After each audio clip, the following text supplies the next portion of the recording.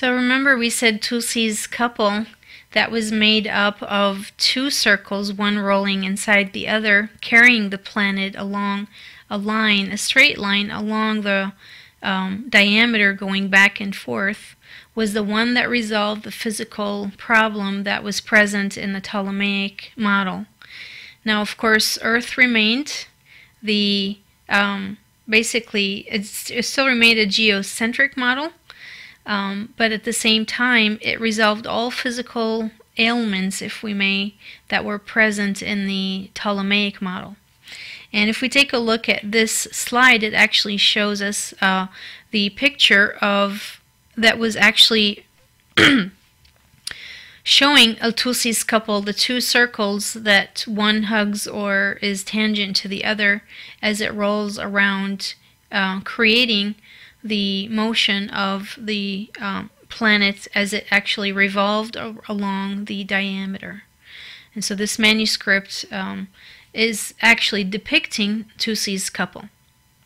So Tulsi lived in the 13th century, and this theorem actually showed up in later with modifications and actually some other theorems with additional proofs that actually resolved other issues present in the Ptolemaic model, because there were actually other more complex issues that had to do with basically the motion of the moon and the model that Ptolemy had created for the moon's motion.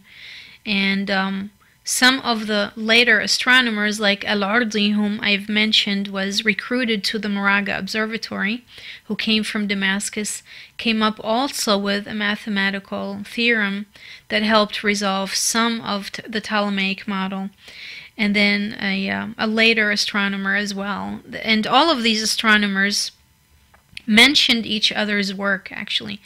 Al-Shirazi mentions Al-Tusi, and Al-Ardi mentions, so they all quote each other and they actually build on each other's work, giving credit to each other. So now, if we go about maybe a couple of hundred years later, we arrive at the Renaissance and Copernicus. So here in the 16th century, Copernicus creates or makes a modification where he actually realizes the issues present in the Ptolemaic model. For some reason, there's no mention of Al-Tusi's work, although Al-Tusi's work shows up in detail down to the letter in Copernicus's work. And this is what historians of science today go back and look at and make comparisons. One such historian of science makes the comparison between even the letters that show up in what looks like the Tulsi's couple in Copernicus's work. And these letters, the G and the H and the D, if you actually compare it to the work by Al-Tusi, sorry, let's go back to this one, you actually would find that they actually match the exact Arabic letters showing up in these corners as well. It's interesting that Copernicus actually doesn't reference Al-Tusi. He uses the Tusi couple.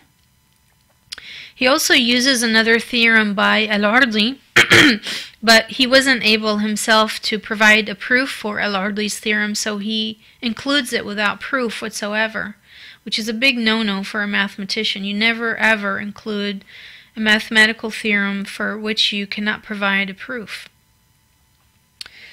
If we look at another very important astronomer from Islamic astronomy, we actually find Ibn al-Shatir, who was from Damascus, Syria. And according to one historian of science, Victor Roberts, he studied the work of Ibn al-Shatir in detail, and he called him someone who invented the mathematical pre-Copernican model. Because if you look at Ibn al-Shatir's models for all the planets, the five, and the sun and the moon, they are strikingly the same as those of Copernicus. And we'll talk later about, well, how can Copernicus have come across these models when we talk about the lines of transmission. But before I change the course of this presentation, I want to mention one more, a very important Muslim astronomer, actually astronomer, and by today's standards we would call him a physicist. He actually worked in optics, and that's Ibn al-Haytham. Ibn al-Haytham perhaps is most famous for his theory of vision.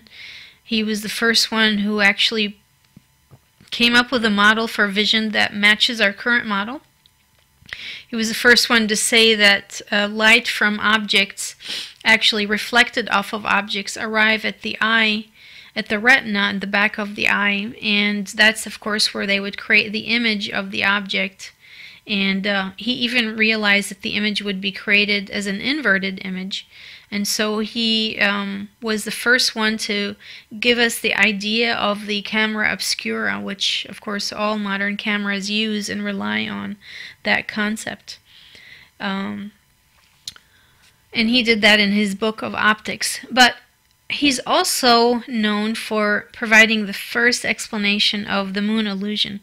When you look up at the night sky on a full moon night, right when the moon is rising, and you can see a big fat moon right above the horizon. But a few hours later, when the moon has risen higher up in the sky, it looks like it's shrunk in size.